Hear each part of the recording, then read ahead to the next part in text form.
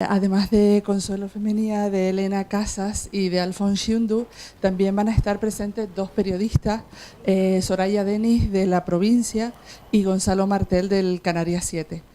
Va a moderar la mesa Esther Pérez Verdú. Ella es directora de Némesis y es una experta en comunicación digital, que es todo un referente aquí en Gran Canaria. Les paso con ella. Muchas gracias. Gracias a Casa África, la organización, por invitarme a moderar esta mesa redonda. La verdad que es todo un honor poder compartir con todos estos profesionales de la información y de la comunicación esta experiencia. Perdón. Vamos. Bueno, la mesa redonda el debate, porque ya no hay mesas redondas en las mesas redondas. El debate que vamos a hablar se titula Fake News, la era de las noticias falsas. La era de las noticias falsas en la que estamos totalmente inmersos y en las que hay mucho de qué hablar. Para empezar, bueno, los compañeros que ya han intervenido antes nos han ido dando pinceladas también de las noticias falsas, de cómo evitarlas o cómo distinguirlas. Pero bueno, vamos a profundizar un poquito más en esta mesa, sobre todo en la idea de por qué se producen y como informadores y como consumidores, los que están al otro lado de la mesa, qué es lo que podemos hacer para intentar mitigar estas noticias falsas, estos fake news. La intervención de Alfons ha sido espectacular. Africa Check es todo un ejemplo de intentar evitar estas informaciones falsas. Además, hace poco leí un artículo suyo sobre polución informativa, muy bueno, creo que lo pasaste tú, Ariel, que realmente Alfons lo que comenta es, dado la gran cantidad de fuentes y de formas de emitir noticias falsas, podemos hablar básicamente de polución informativa o desinformación. También hay por ahí rondando el término infoxicación, que también está asociado a todo este fenómeno de las noticias falsas. Dado que ya, bueno, antes de empezar me gustaría comentarles que para intentar hacer un poco más interactivo este debate, dado que estamos hablando de Internet principalmente, todos aquellos que tengan Twitter y quieran hacer una pregunta y a lo mejor les dé vergüencita hacerlo de viva voz, pues el hashtag es Cultura Eterna y si quieren hacer la pregunta a través del hashtag, yo voy a ir chequeando y en determinado momento intentaré trasladar esa pregunta a los participantes de la mesa. Si no, pues de viva voz, que también está bien. Dado que ya hay 3 de los participantes ya han expuesto antes, voy a empezar un poco, pues, lo siento, con las 2 incorporaciones nuevas, con Gonzalo y con Soraya. Ellos representan, como ustedes saben, a los 2 medios más leídos ahora mismo en la provincia de Las Palmas y en general un poco en Canarias. Vamos a decir un poco para que no nos maten los compañeros de la provincia de al lado. Entonces, bueno, vamos a empezar con la primera impresión que me gustaría obtener de ustedes acerca de las noticias falsas y de cómo ustedes lo ven en los medios en los que ustedes trabajan. Si se han producido noticias falsas, si en determinado momento tienen alguna política para evitar esas noticias falsas y sobre todo, ¿quién es el culpable de las noticias falsas que transmitimos todos en Internet? ¿Empiezas tú, Soraya? Sí. Hola, buenas. Bueno, noticias falsas todos los días llegan a la redacción, ya sea a través sobre todo a través de redes sociales y de WhatsApp, un montón de información falsa que pues, nosotros tenemos la obligación de contrastar. Si me paro a pensar qué noticias falsas hemos podido reproducir sin haberlas comprobado, Seguramente me saldrán unas cuantas. Pero yo lo que quería era sobre todo entretenerme en el trabajo de comprobación que hacemos muchas veces. Incluso pues compañeros nos mandan informaciones a las que han accedido a través de WhatsApp, les ha llegado una foto, un vídeo, y siempre quieren verlo inmediatamente en la web. Y se enfadan los propios periodistas porque no somos lo suficientemente ágiles colgando aquello que nos han pasado. Pero es que muchas veces el ejercicio de responsabilidad que exige nuestro trabajo nos impide responder de forma inmediata a eso. Yo recuerdo, por ejemplo, un vídeo que llegó y que por increíble estuvimos tratando de ver si aquello era cierto o no, que fue el choque del barco de armas que recordarán. O sea, es que empezó a llegar por distintas vías ese vídeo a la redacción. Uno lo mandaban compañeros y otra te llegaba de gente de la calle. Y te decía, pero bueno, esto es cierto. Vamos a llamar a ver a la compañía si esto es así. Y en lo que tardas en verificarlo. Pero yo recuerdo que una compañera dice, te lo pasé hace 50 minutos y todavía no lo has colgado en la web. Y digo, vale, y yo primero tendré que ver si ese vídeo es cierto o no. Y además la foto que pasaron, curiosamente parecía un meme, porque era parecía un montaje. Es que parecía un montaje, y el vídeo dice, pues, bueno, es que alguien que se entretenga en hacer esto, pues es un poco complicado, pero hay que mirar a ver si eso es real o no. Y entre que compruebas y que verificas si eso es cierto o no, pues pasan 50 minutos. Y un montón de gente en el puerto y familiares de los que iban en el barco, pues ya estaban desesperados por saber información de qué es lo que realmente pasaba.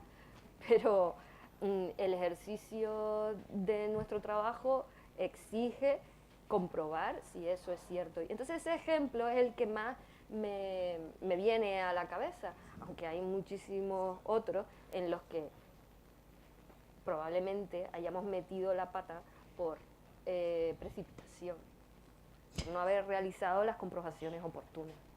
Gonzalo, ¿recuerdas algún caso o algo relativo a noticias falsas que...? A ver, en primer lugar, yo me voy a poner en el otro lado, porque esta mañana Esther sabe que al pie de esto siempre es mi pregunta, es decir, si es falsa, puede ser noticia.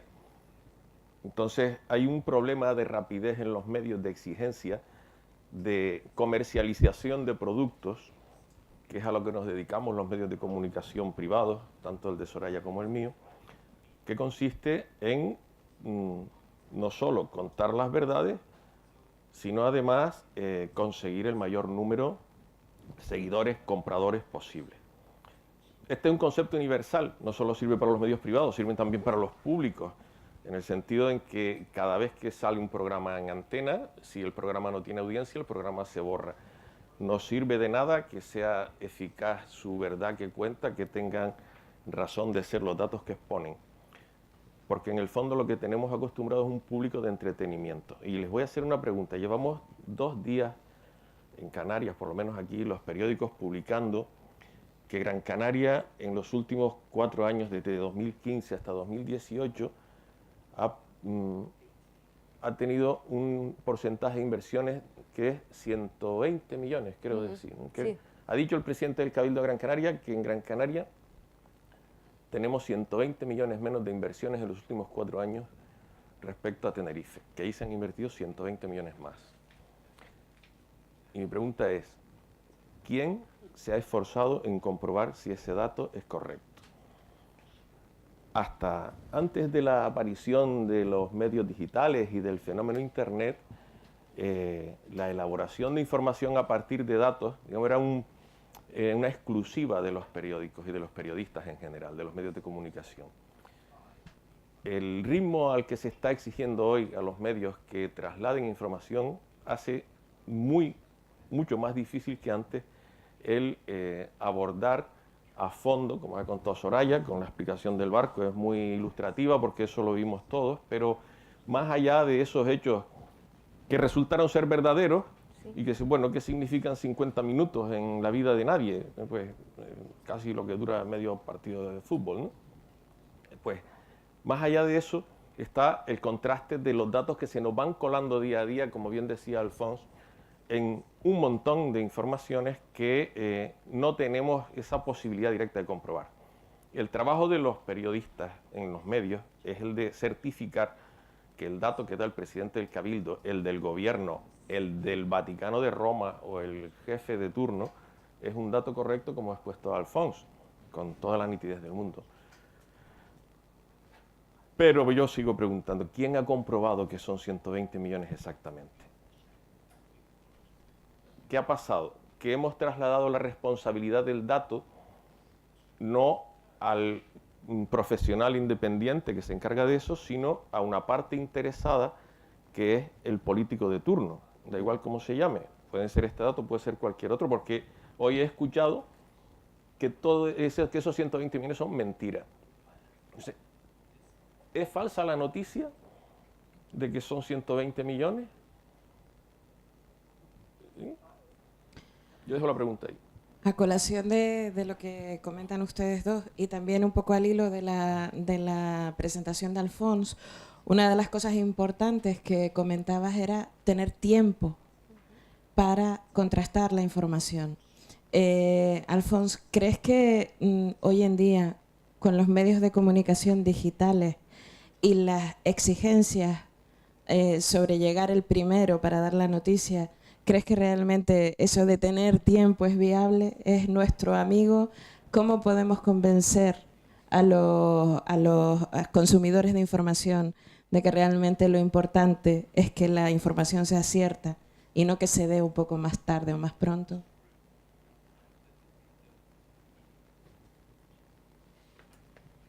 Okay. Thank you very much.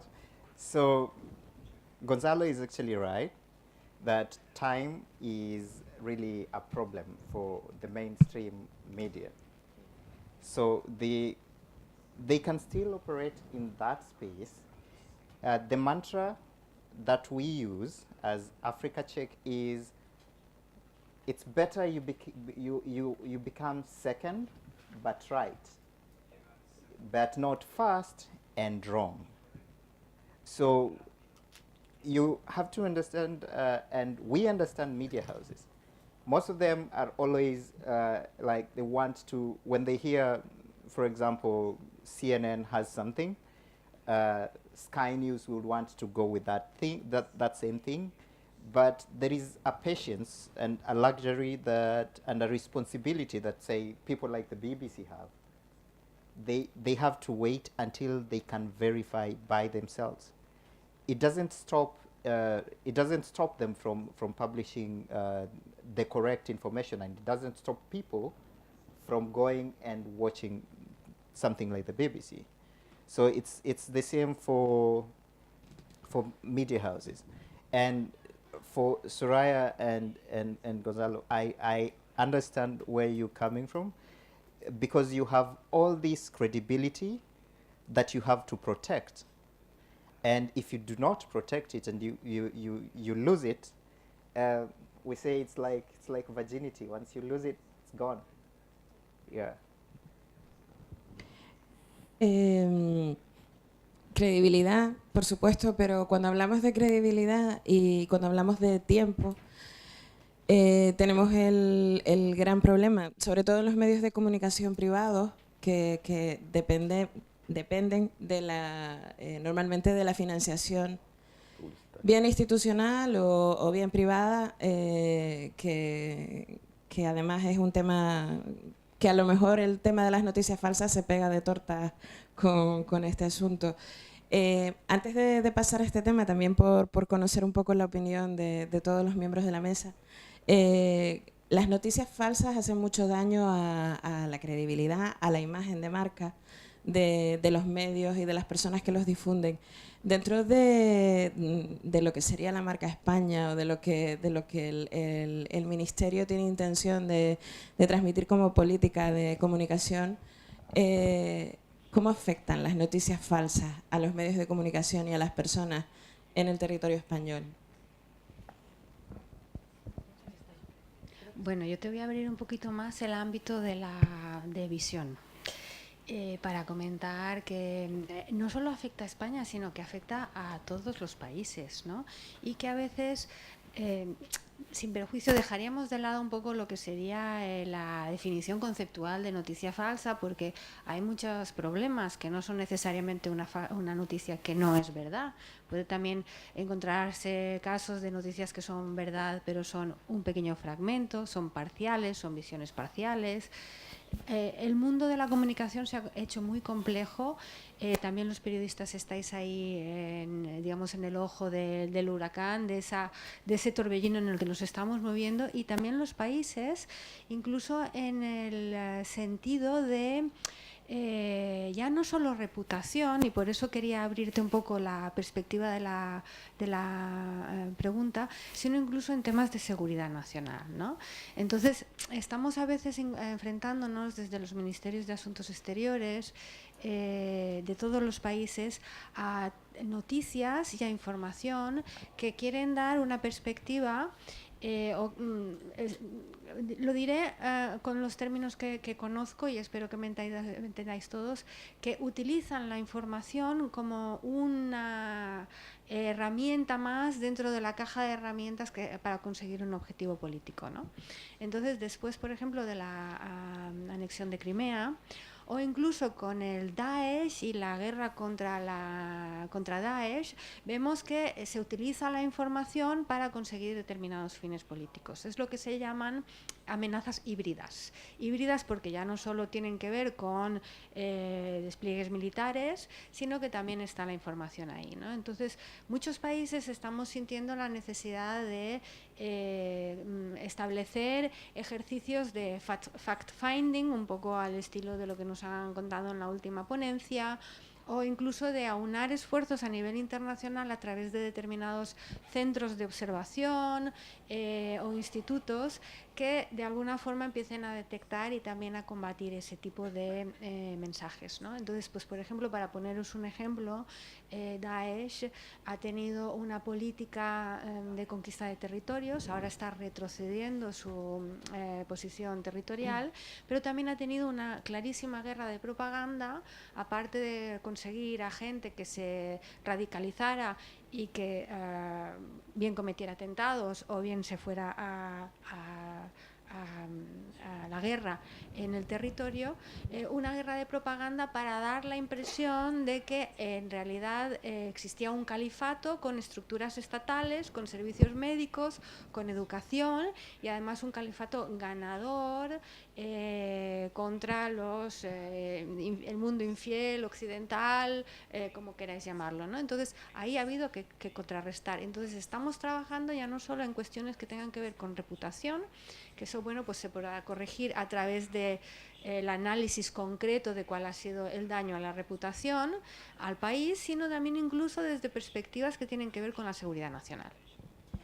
Y saltando entonces al campo de la reputación, pero ya personal, Elena, hay un claro papel en las redes sociales hoy en día que abarca el marketing digital, en el que tú eres experta, de difusión de noticias falsas. ¿Cómo crees que a través de las redes sociales deben actuar los ciudadanos, pues, para detectar o para combatir estas noticias falsas que pueden acabar en situaciones, además de que atentan contra la seguridad nacional, por ejemplo? Bueno, precisamente una de las cosas que se exponía con las fake news, si vamos a la parte más psicológica, más que la marketingiana, hay un poco también el punto de vista, ¿no? En respuesta a lo que me preguntas, de que precisamente como comentaba nuestro compañero Alfons, que una mentira ha dado la vuelta al mundo, mientras la verdad se pone todavía los zapatos para salir corriendo. ¿Y por qué sucede esto? Pues es una cuestión psicológica. Es que el morbo, si lo queremos llamar de alguna manera, una noticia que rompe los esquemas de lo que es habitual, eso llama la atención y sale corriendo. La responsabilidad de cara a los ciudadanos de detectarlo, bueno, pues tal vez serán los que tienen, bueno, más meseny, que se'n diu, más, perdón, no me sale ahora mismo la palabra en español, sensatez, disculpar, más sensatez, para intentar parar ese tipo de información. Pero es que mientras ya ha corrido como la pólvora, porque todos estamos recibiéndolo no solamente a través de redes sociales, sino también a través de WhatsApp, que es un continuo. Yo, por ejemplo, no es por decirlo, poner un ejemplo personal, estoy harta de decirles a mis padres que por favor es que no se miren más ya los vídeos, y es que acaban, pero es que se lo acaban creyendo. Pero es que es duro, porque si hacemos un retroceso en cuanto a lo que son medios en general, hace 30 años solamente teníamos 2 canales de televisión, ahora hay un montón. Cada uno tiene una tendencia diferente a la hora de explicar las cosas, no solamente política, sino también deportiva, pero es que ahora tenemos todas las redes sociales, más todos los vídeos que no sabemos ni de dónde han salido, pero es que la gente se lo cree. Es decir, la fuerza de la palabra escrita y de los vídeos es brutal, porque queda allí evidente, ¿no? Luego tenemos, en cuanto a marketing digital, o si hablamos ya de las herramientas, porque por parte de los ciudadanos pues la responsabilidad no sé hasta qué punto, porque en el momento en el que estamos mirando este tipo de vídeos podemos pensar, esto no es verdad, y queda pues en petit comité, pero es que a veces ya, como es tan continuo ese tipo de mensajes, ya no queremos tampoco responder por escrito, no te lo vayas a creer. No, sencillamente hemos visto el vídeo y lo que decía anteriormente con la ponencia, ¿no? De toda esa información, infoxicación que va calando y llega a un punto que incluso puede llegar a crear confusión en todo, y por eso estamos en según qué situaciones pues, sociales, ¿vale? Y en cuanto a las herramientas digitales, pues bueno, sabemos que Facebook y que Google, sobre todo, están poniendo medios a través de sus algoritmos y de sus equipos pues para poder detectar esas noticias falsas. Y bueno, que de entrada pues es una responsabilidad que tampoco tendrían por qué tenerla, porque en el fondo las redes sociales es un repositorio para que pues las personas puedan expresarse. Pero detectan que realmente, pues claro, a partir de aquí puede haber toda una serie de conflictos y de problemas, incluso pues de inestabilidad o de confusión por parte de la sociedad, ¿no? Esa es la aportación un poco que puedo hacer así en general en cuanto a las personas y los medios digitales. Bueno, muchos temas interesantes.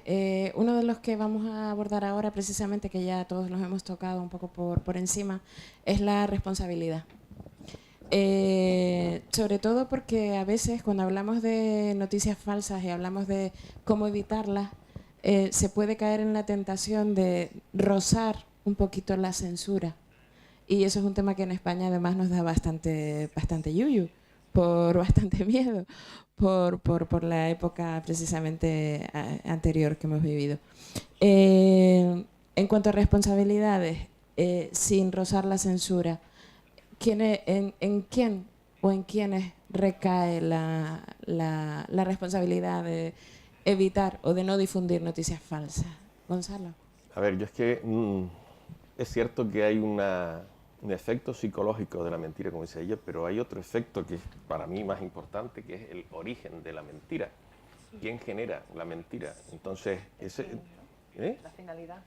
Claro, hay un interés detrás de eso siempre. Es decir, hay un juego de intereses que es así desde que la paloma germinó a la Virgen María. Es decir, hay un efecto de estar creyéndonos mitos, como decía Alphonse, y que esos mitos los queremos justificar. Hay un señor que vive en Nueva York que asegura que el cuadro de las 2 hermanas en la terraza de Renoir, que pintó en 1881, el que tiene en su salón es el cuadro auténtico. Todo el mundo sabe que no lo es. Todo el que le va a visitar, todo el que le acompaña a su casa, y él presume de tener su cuadro y que le ha costado $10 millones, una fortuna. Todo el mundo sabe en Estados Unidos que ese cuadro original está en el Museo del Instituto de Arte de Chicago. Pero él le sigue diciendo a todo el mundo que ese cuadro es el original. En algún programa de televisión le han entrevistado y ya le sigue diciendo que tontería, que él le pagó ese dinero a un marchante que tiene 3 certificados de que aquel cuadro lo pintaron más o menos por la misma fecha y que por tanto que el cuadro es el original.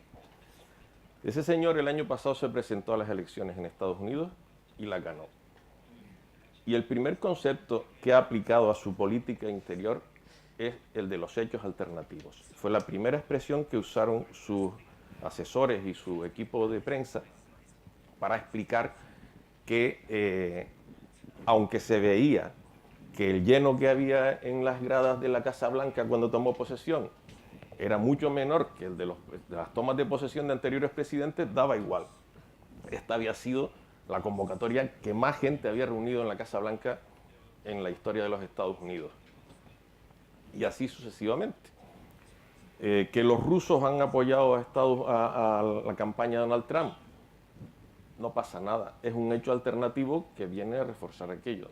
Estamos en un mundo en el que la responsabilidad de la mentira no puede recaer sobre el consumidor de los hechos que se cuentan y se narran. Hay una creciente estructura política y comercial organizada alrededor de que las mentiras sean rentables. Hay un informe del Instituto de Freedom House, que es también de Estados Unidos, estoy muy estadounidense hoy, pero es que el informe es reciente y esta mañana me tropecé con él otra vez, porque lo leí el otro día en una reseña que había hecho un compañero en un periódico de Ibiza, que no es ningún periódico nacional, no lo he visto publicado. La verdad es que leo más bien poco para todo lo que se publica. Pero en este informe que publican anualmente esta gente de Estados Unidos, que tienen un compromiso muy firme con la defensa de las libertades y demás, vienen a contar que este año han contado un total de 67 países que están sufriendo reducciones netas de derechos políticos y libertades civiles. Y que el año anterior habían sido, que eran 36 que habían aumentado, ¿vale? Son más los que pierden derechos que los que aumentan.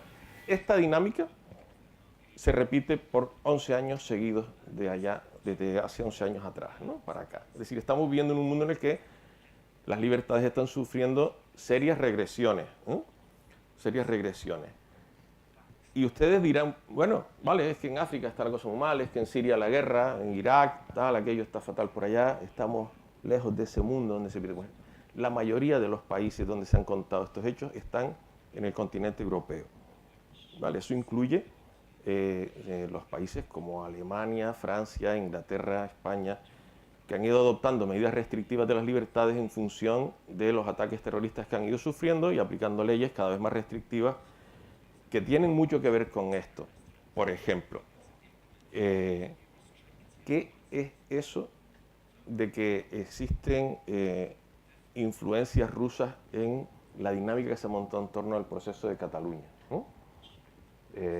Pues hay una estrategia del gobierno ruso diseñada para influir en las democracias occidentales. No se le esconde a nadie, lo hemos visto en Estados Unidos, que ha empezado a oírse un ruido sobre eso, pero es que ellos no se ocultan mucho tampoco en decir que efectivamente sí lo hacen. A poco que te pongas a hurgar, descubres que efectivamente sí es una estrategia que tienen, porque ellos necesitan también expandirse, expandir sus intereses, expandir su economía y expandir su manera de entender la política y las relaciones internacionales. Vamos a ver, vuelvo atrás. ¿Realmente esto es un problema psicológico o estamos hablando de otra cosa? Ahí dejo la pregunta. Y realmente, vale que no toda la responsabilidad recaiga y ahora, para quien quiera participar, ¿ok? Que no toda la responsabilidad recaiga en el consumidor de información, ¿de acuerdo? Pero ¿no creen ustedes que de alguna manera la educación, la formación puede ser una ayuda o algo que pueda ayudar precisamente a los consumidores a discernir entre noticias falsas y no falsas? Consuelo. Bueno, yo totalmente. Efectivamente, yo creo que ahí, es decir, se está haciendo todo tan complejo, a veces aquí hay responsabilidad de todo el mundo, de las grandes compañías de Internet, Google, Facebook. Por un lado, el famoso tema de los algoritmos y la forma en que Facebook te presenta tu selección de noticias. Los periodistas, digamos, el empeoramiento del clima de trabajo en los periódicos. la falta de financiación.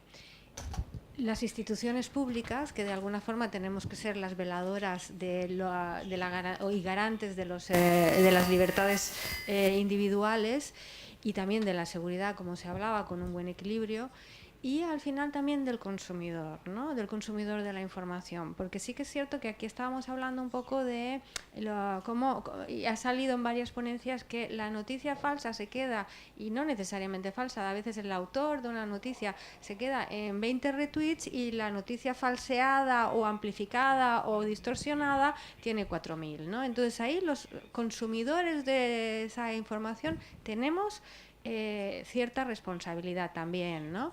Quería poneros, por ejemplo, el ejemplo de algunos países en Europa, pues todo esto se está valorando, es decir, hay que pensar en la redefinición de los delitos de odio, cambios de códigos penales, etcétera.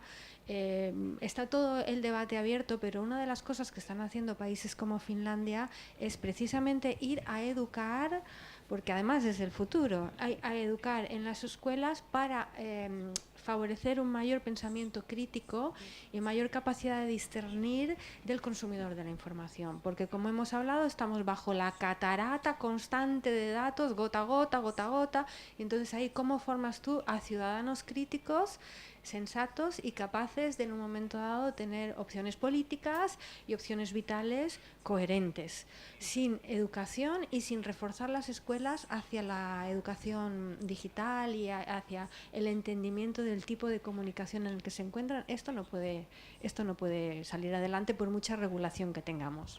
Soraya. Estoy de acuerdo con Consuelo en que el pilar es la educación y una educación crítica, o sea, formar a ciudadanos para que sepan enfrentarse a todo ese volumen de información ingente, desde preguntándose de dónde viene, quién está interesado en hacerme creer esto es cierto, no es cierto, no tragarnos todos los anzuelos que nos ponen a tiro y dejarnos manipular para consumir, para ir por una determinada vía, en fin, pensamiento crítico es lo que es necesario fomentar en la educación. Lo que me lleva también a la calidad de la información, porque a veces pensamos en los consumidores de información como personas que deben tener ese pensamiento crítico, pero en muchos casos la información que se consume, la que tiene muchos retweets, la que tiene muchos seguidores, es precisamente información, vamos a decir, de baja calidad y que a lo mejor no tiene que ver ni siquiera con cuestiones políticas o con cuestiones que, en fin, no vamos a decir, información un poco más amarillista, vamos a decirlo así. La baja calidad o el descenso de la calidad de la información no puede ser también uno de los de las cunas donde nacen las noticias falsas, si esas son las noticias que está leyendo todo el mundo ahora en internet. Y yo lo que, bueno, Alfonso. All right. So I would want to look at the phenomena that you've all spoken about, and that is media literacy, how people consume information online. And that is something we try to, at Africa Check we have a training, research and information arm that does media training. So we train journalists on how to identify, on what they should look out for every time a public figure is making a claim. And then we train them on where they can get information. And then we also train the public and the civil society in different formats on the tools they can use. I had promised you that I would show you how to do reverse image search. If you have a moment after this panel, I would really like to show you how. If you don't have a moment, I'm so sorry about that. And the other thing I wanted to point out, it's about the quality of information. So as Africa Check, we are part of the International Fact-Checking Network. So this is an organization of fact checkers, and we have a code of principles. So under that network, we have PolitiFact, who are the fact checkers in the United States. So PolitiFact has checked Trump, like the way Gonzalo says. All the lies that he has made, they keep on checking. And the Washington Post fact checker is also part of that group. They've also checked, and they've realized that he lies, repeats the lie. They check, so at some point they check him up to 20 times, but he doesn't stop. And when he became so notorious in putting out this very outrageous information, his followers on Twitter increased. So he had what, 19 million followers, and right now he has 50 million followers. Of course, he's president of the US, but a lot of those followers are following him because they think most of them could be his supporters. And some of them are just following it to understand, okay, what's the next lie he's going to tell? So things like that. But the responsibility, as Consuelo has mentioned, and as related to what the Light Hunter, Helena Cassis, what Helena Cassis said, is that it all melds into you, like the person consuming. So if I'm going to retweet something that is obviously fake, what does it say about me? How, if I'm going to share something, what does it say? But the big part of the responsibility is for the people with platforms. So if you have your social media space with very many number of followers, if you have a public office, then you need to have the skills to discern if something is a lie before you hit share or before you say retweet. So that's we have to like spread this around. Yes. Del público creo que había alguna pregunta. Estoy totalmente de acuerdo. Yo creo que se me oye, ¿no? Los de atrás. Gracias. Vale. Yo estoy totalmente de acuerdo que el camino es la educación. Pero es que yo, por otro lado, veo que eso es una entelequia, porque es que la educación precisamente está adelgazando cada vez más las asignaturas que te pueden dotar de herramientas críticas. O sea, eso va en detrimento. Y muchas veces pienso, esta infoxicación a la que nos vemos sometidos, ¿no será en realidad, no es lo mismo tener tanta información que somos incapaces de deglutir, o sea, de procesar correctamente? No es lo mismo que estar desinformado, porque es que al final desconectas. Cuando te la han colado 7 u 8 veces, tú con el barco de armas, normal, o sea, si ya te han colado un par de ellas, tú ves el barco de armas entrando por el dique y dices, no me la cuela. O sea, por eso, porque es que al final decimos, ¿sabes? Y al final nos convertimos en ciudadanos desconectados de la realidad, de lo que nos circunda. Y yo creo que no es casualidad, o sea, yo creo que forma parte de un plan de la superestructura para dejarnos fuera, para el mundo feliz de Aldous Huxley. Yo es que lo tengo cada vez más claro. Gracias. Estamos entretenidos. Bueno, el tema de la infoxicación realmente es un tema que es apasionante. Yo me planteo, a raíz de lo que tú dices, sí, tenemos exceso de información, pero ¿cuál sería la alternativa? ¿Eso es alguna sugerencia? Porque la alternativa de la infoxicación sería que alguien dijese que no se puede publicar, ¿no? Entonces, No. ¿o hay alguna otra alternativa? La alternativa es la de siempre, es la mentira y la verdad. Es que no hay más, es tan simple como eso. Lo que ocurre desde mi punto de vista es que en el mundo moderno nos hemos hecho con una herramienta que hemos convertido en mitológica, es decir, con esto nos creemos que todo lo que entra por aquí o sale por aquí, primero es verdad y segundo, está bien que se haga y está bien que se reparte y está bien que se haga. Posiblemente, no me he puesto a estudiar mucho a fondo el fenómeno, pero los psicólogos sabrán bien que el hecho de haberse gastado los que pueden más de 500 euros en un teléfono móvil van a decir, ¿cómo va a contar esto una mentira con lo que me ha costado? Y lo mismo le puede pasar a quien lo compra por lo barato. Joder, con lo barato que me ha costado, yo con esto no voy a decir mentiras, lo voy a aprovechar. Hay un mito en torno al uso de las tecnologías. Por ejemplo, para creer que todo lo que circula por ello es información. Yo por eso insisto en la diferencia, es decir, si es falsa, puede ser noticia. Es decir, las mentiras han existido toda la vida.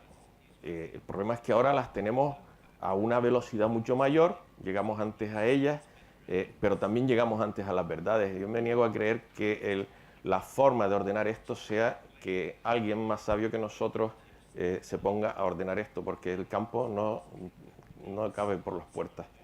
¿No? Sí, otro de los grandes debates hoy en día, el control de Internet, que ya si nos metemos ahí ya igual no salimos ni para comer, pero a raíz de precisamente del control de la información, que Facebook y Google participen ahora en ese control de la información, yo creo que se ha acogido de forma positiva en general, pero no puede ser que eso haga de cierta forma de censura ante la información. Elena, ¿te tocó? Hombre, más que de censura, es porque algo que también le interesa a Facebook sobre todo es que cuando detecta este tipo de fake news, normalmente hay un enlace y van a parar a alguna página web. Aquí ya entraríamos en lo que comentábamos antes, ¿no? de algoritmos y los intereses que pueda tener Facebook y Google. Igual nos están mintiendo y sencillamente se están comprometiendo con la sociedad diciendo que a partir de ahora van a vigilar. Si no es así, si realmente tienen un interés, es porque el hecho de que los algoritmos de posicionamiento para cada una de las herramientas es diferente, pero bueno, puede ser similar, es que si una página web tiene más visitas y luego es compartido, se le está dando un mejor posicionamiento tanto en Facebook como en Google a esa página web.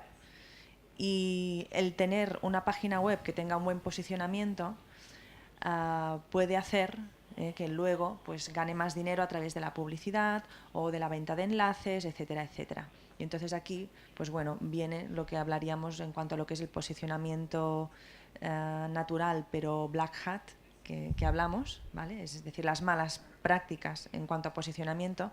Y de hecho, más que que nos hayan dicho que van a intentar preservar pues en Facebook y en Google pues las noticias falsas, pensando pues en la sociedad y en que no, bueno, nos han dicho que van a vigilar más, pero probablemente porque tanto Facebook como Google sabemos que ganan muchísimo dinero a través de la información y de nuestros datos, pues son los más interesados en que no se hagan malas prácticas y tener ese control también. Y hablando de páginas que están indexadas por Google, como los medios de comunicación, volvemos otra vez al tema. Sabemos que hay distintos tipos de medios, información generalista, y sabemos que en determinado momento, más tarde o más temprano, un medio cuelga alguna noticia que tiene que ver con gatitos en la red. Y hablo de gatitos por no hablar de otra cosa. Esa tendencia quizá impuesta por motivos económicos, editoriales, etcétera. ¿Qué opinan de ella en los medios de comunicación? Soraya, por ejemplo. Vivimos la tiranía del clic, todos los medios. Y bueno, en fin, estamos en la carrera de ganar audiencia y ganar audiencia, pues lo mismo que las televisiones y las radios, y por lo que antes dijo Gonzalo, o sea, el programa que no tiene audiencia, pues se cierra. Pues nosotros vivimos porque la audiencia es nuestra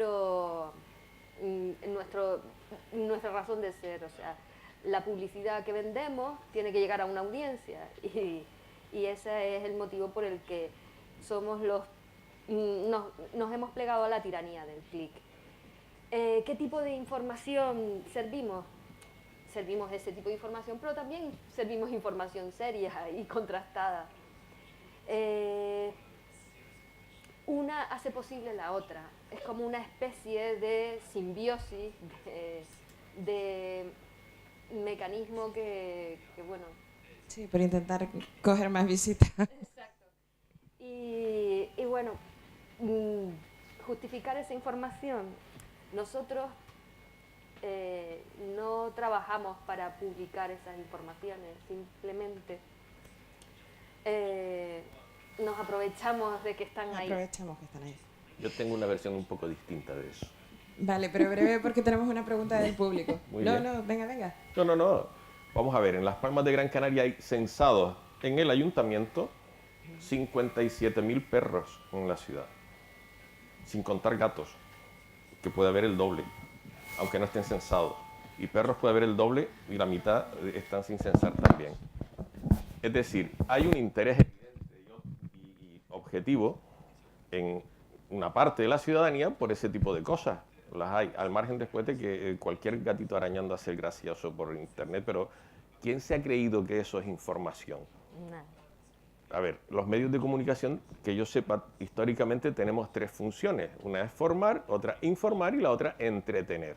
Y cabe perfectamente en el espacio de entretener el dedicarle su espacio a los gatitos. Si además resulta que la gente tiene un interés evidente, por eso es obviamente un objetivo informativo.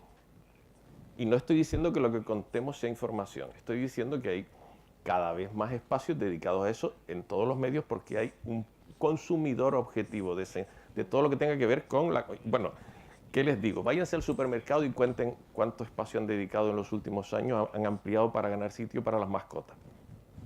Evidentemente estamos cambiando la cultura, pero no la estamos cambiando los medios, la está cambiando el consumidor. Y los medios vamos a remolque de eso. Y luego contamos historias de gatitos para entretenernos.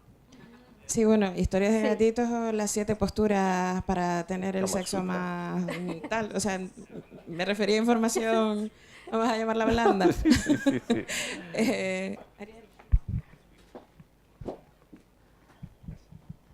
Ariel. En la recepción y asunción de fake news, como ustedes comentaban, hay una corresponsabilidad, evidentemente, desde el político que dice una noticia que está representando a una administración pública hasta los medios de comunicación que deben filtrar eso, pero la ciudadanía, el consumidor.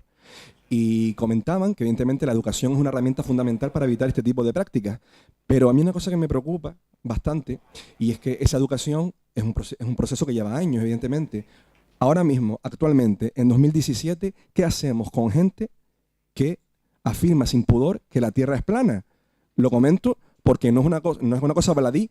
Hay un youtuber que tiene 80.000 suscriptores, pongamos que la mitad es para reírse de él, pero es que la otra mitad son fervientes creyentes de que la Tierra es plana o que la Luna es un holograma, o no vacunan a sus hijos porque consideran que les va a dar una enfermedad, pero que también pone en peligro a los otros niños de la guardería por el tema de focalizar las enfermedades. Entonces, ¿qué hacemos con estas personas que a día de hoy creen a pie juntillas en ese tipo de cosas, o en teorías conspiranoicas de lo más variado y de diverso pelaje? Y aprovecho, porque menos es más, y hago una segunda pregunta, en este caso destinada a Alfons, con respecto a la herramienta de rastreador de promesas, que me ha parecido una auténtica maravilla. Es tener un pepito grillo que le dice al político, de las 10 cosas que has prometido, has incumplido 11. Entonces, me pregunto si han recibido presiones Africa Check por los propios políticos y cómo gestionan ese tipo de presiones en los países en que Africa Check trabaja, porque, hombre, evidentemente a ningún político le gusta que le toquen en la espalda y le digan no has cumplido tus promesas. Muchas gracias.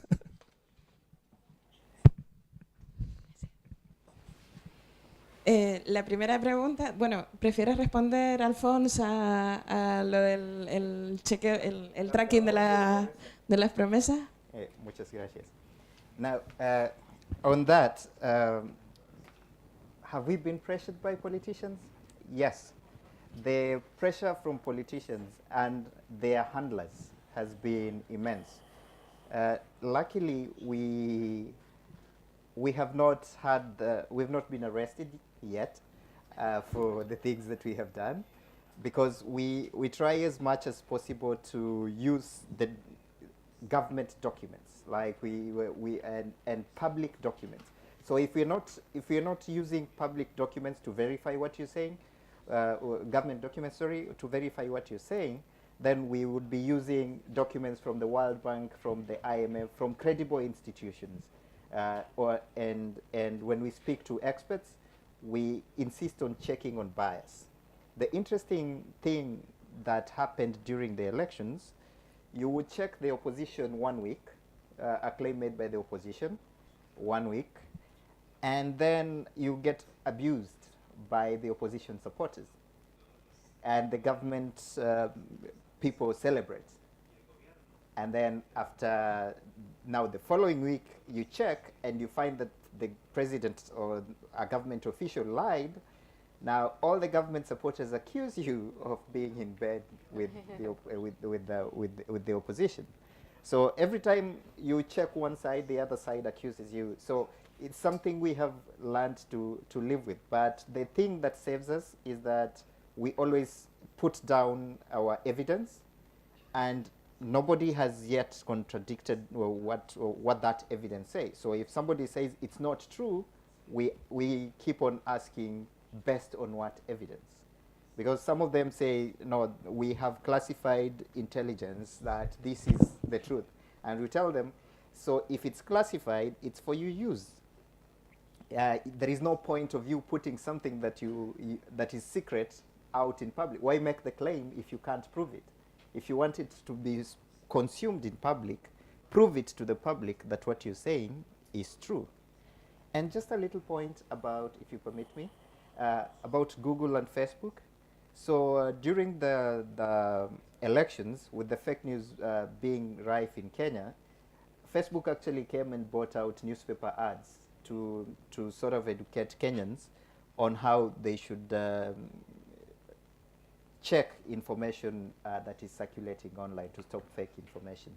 And then Google, under the International Fact-Checking Network, they have created a place. So if you're going to search information and that information has been fact-checked by either Africa Check or any of the 16 fact-checking organizations under the network, they appear very high in the search, and it shows that this thing was fact-checked and found to be untrue.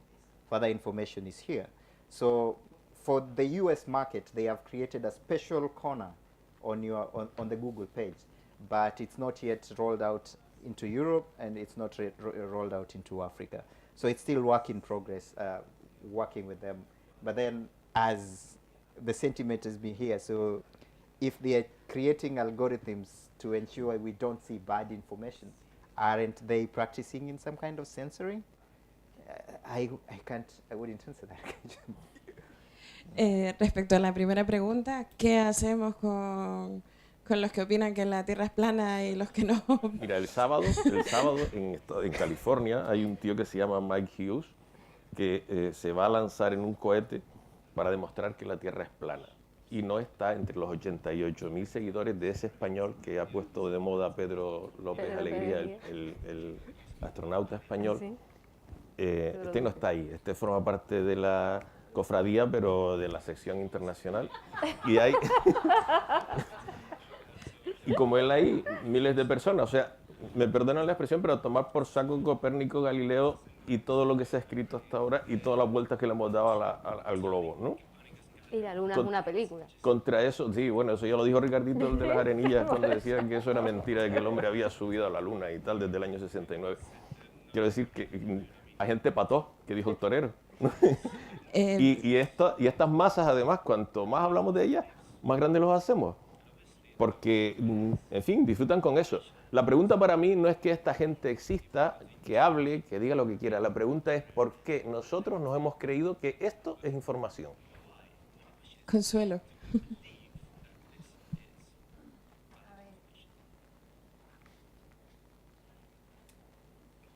Hay un par de apuntes y aquí, lógicamente, pues hablo, no sé cómo decirlo, un poco improvisando, ¿no? Pero, a ver, charlatanes y gente que no ha creído en los progresos de la ciencia ha habido siempre. Entonces, Es verdad que tener 80.000 seguidores y tú estás diciendo que la Tierra es plana es chocante, pero ¿cuántos charlatanes, curanderos, chamanes han... o sea, ¿quién no ha tenido una madre que ha ido alguna vez al curandero del pueblo, etcétera? El fenómeno ha estado siempre ahí. Gente que igual no se terminaba de creer la ciencia o que no...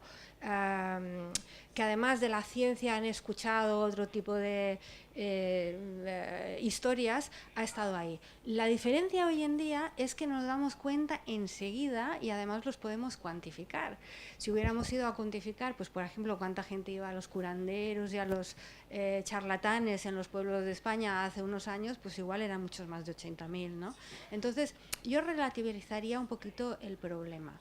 Pero dicho eso, creo que efectivamente hay también, pues cuando se trata, pues por ejemplo, de gente que no cree en la ciencia, una labor que deben hacer los científicos, una labor que deben hacer también las televisiones a la hora de fichar determinados tertulianos. Aquí se ha dicho, antes lo has dicho tú, Alfons, hay gente que habla de todo. Y por ejemplo, en algunas televisiones públicas o privadas, las tertulias podrían ser mejorables si en lugar de tener una persona que como yo que no sé nada de vacunas ni de medicina, me pongo a hablar de medicinas y de vacunas, coges al experto y al que se sabe la cosa bien. Entonces hay que seleccionar también cuando haces un poquito de entretenimiento, cuando haces quizá programas más ligeros, como puede ser una tertulia, a buenos tertulianos expertos que de verdad te sepan dar los datos y que te sepan dar información contrastada, porque si no, pues cualquiera habla de todo y nos podemos apuntar a cualquier carro. Bueno, nos vamos quedando sin tiempo. Y ya me imagino que todos tienen casa. ¿Tú quieres? Venga. Tú que eres de la casa. A mí me gustaría preguntarle a Alfons si... me gustaría preguntarle a Alfons si desde África Check, bueno, ¿sabes el estereotipo que hay respecto a África desde Occidente, ¿no? De cómo vemos África o cómo vemos la mayoría de noticias de África, desde el puramente que aparece el conflicto, la guerra, el hambre, toda la parte negativa. ¿África Check se ha planteado entrar, o sea, ya que está haciendo esta labor de fact-checking dentro de África, se ha planteado también tocarlo un poco, dar un poco de leña para afuera, diciendo, pero cómo nos estáis mostrando al mundo, ¿no?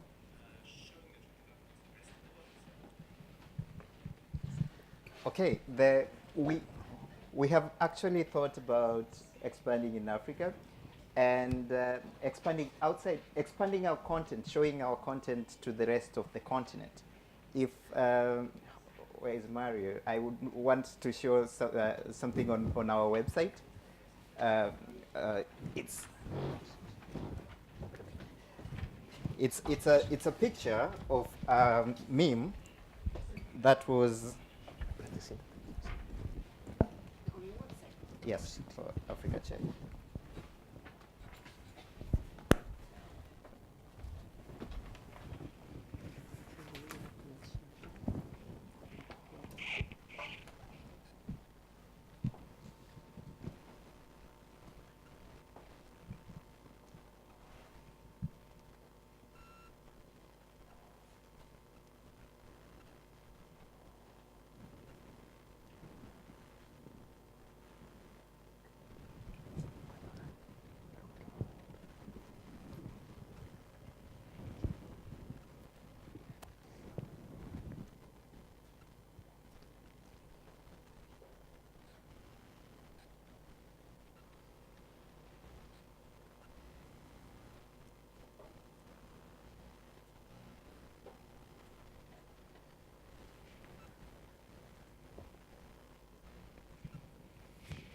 Mientras Alfons va buscando la información, le voy a pedir a los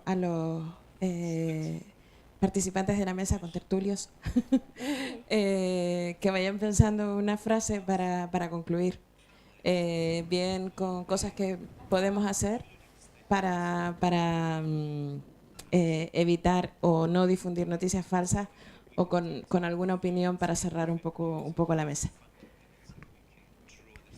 Lo siento. Te preocupes.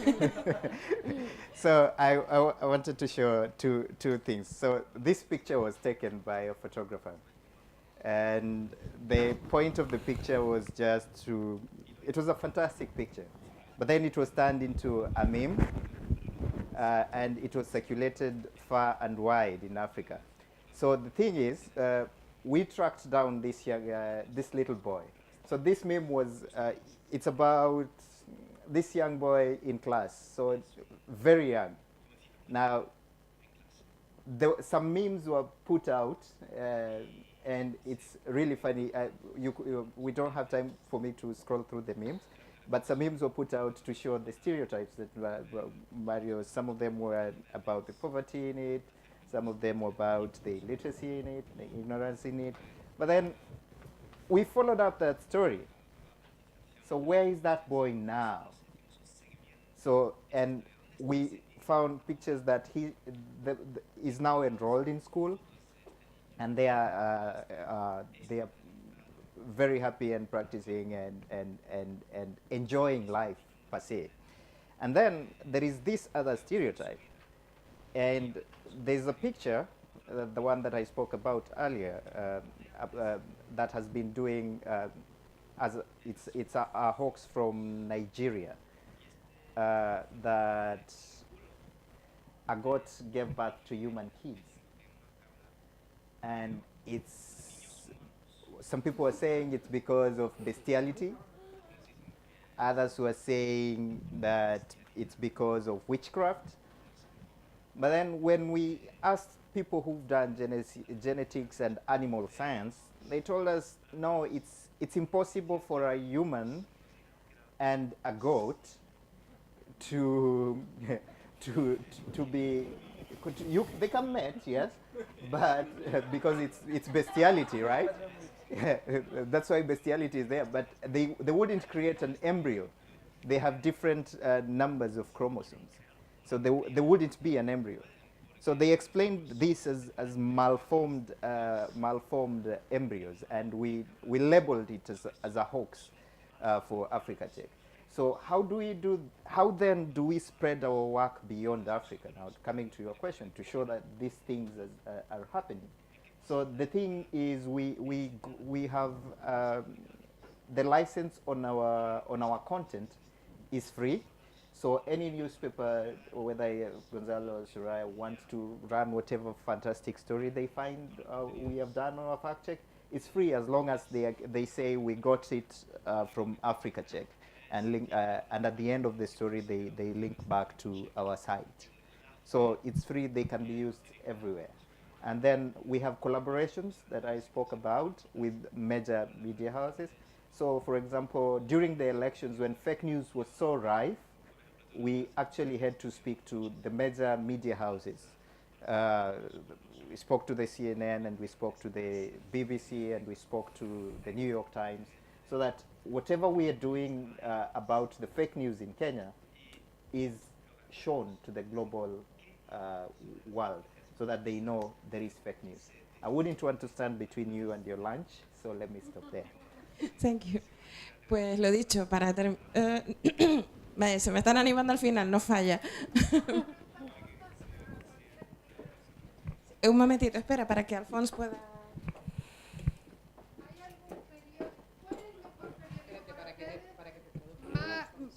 Más fiable, bueno, así por sí no habrá. Pero me podría decir alguno, ¿cuál es el periódico de que yo más me fiaría de las noticias, su manera de trabajar? A nivel mundial, no hablo de España. No hablo de España. Por supuesto. A nivel mundial. Internacional, para no crear conflictos. ¿Alguien se atreve? ¿Alguno que no sea en el que trabaja, por favor? Para no, así no los pongo yo en un compromiso. No, yo no me atrevo. No me atrevo, porque cada uno está haciendo en su ámbito determinadas cosas. El Washington Post está dándole una caña terrible a Donald Trump y le están prohibiendo las entradas a las ruedas de prensa. Es decir, la veracidad, la comprobación de la veracidad acaba en una lucha. Y es a eso a lo que no estamos acostumbrados los consumidores de información. Confirmar la veracidad de las cosas exige combate hoy por hoy. Alguien que quiera, o alguno menos malo, quizás te conformas con eso. No? Yeah, you wouldn't answer that question in absolute terms, like this is the best, this is not. You just become smart in the way you consume news. So when you know the biases of the newspaper, then you would know what to consume from that newspaper. It's all about media literacy. There is no newspaper that you can read that you would say then that everything they write is accurate. Because even in those newspapers, they are always correcting, clarifying issues. So you did. I would tell you, you could trust fact checkers because they don't check they do the fact checking, but they don't check everything. So you have to like be media literate, the way we've spoken about. Have that in mind, that I am consuming this, but I have to know this is what I should look out for when I am checking this. Thank you. Bueno, ahora sí que sí cerramos. Por favor, muy brevemente, porque si no nos echan. Una frase para concluir cada uno de ustedes. Empezamos contigo, Gonzalo. Hay 15.000 científicos que acaban de publicar un comunicado, una reflexión advirtiendo por segunda vez en los últimos años a los gobernantes, a las empresas y al mundo en general, de que en 70 años como mucho el calentamiento global va a cambiar por completo la organización de la humanidad. Conozco gobernantes que dicen que esto del cambio climático es una tontería. Gracias. Soraya. Abramos los ojos. No más. Mi madre decía, abre el ojo y esparrama la vista. No sé cómo vas a traducir eso, pero... Elena. Pensamiento crítico desde la educación, como comentábamos, y también tener en cuenta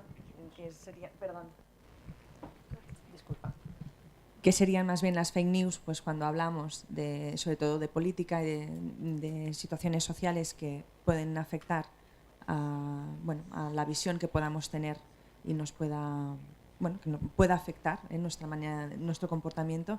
Y otra parte que no sería tan fake news, sino lo que hemos ido viendo también, que serían más bien bulos, que de alguna manera van corriendo por todo el planeta porque lo que hacen es entretener. Vale. Y aquí pues bueno, hay una diferenciación, pero para todo pues pensamiento crítico. Bueno, pues un poco en la misma línea, efectivamente. Yo creo que mi frase sería que todos tenemos nuestro granito de arena que aportar en el combate a la desinformación. Ser beligerantes o ser luchadores por la verdad, contrastar la información y no propagar, actuar con responsabilidad, no propagar de una forma por lo menos consciente. So because this is the last thing, and let me just show you how to do the Google reverse image search. Just one sentence, solo con una frase. Please.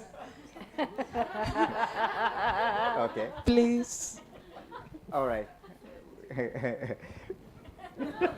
Thank you very much.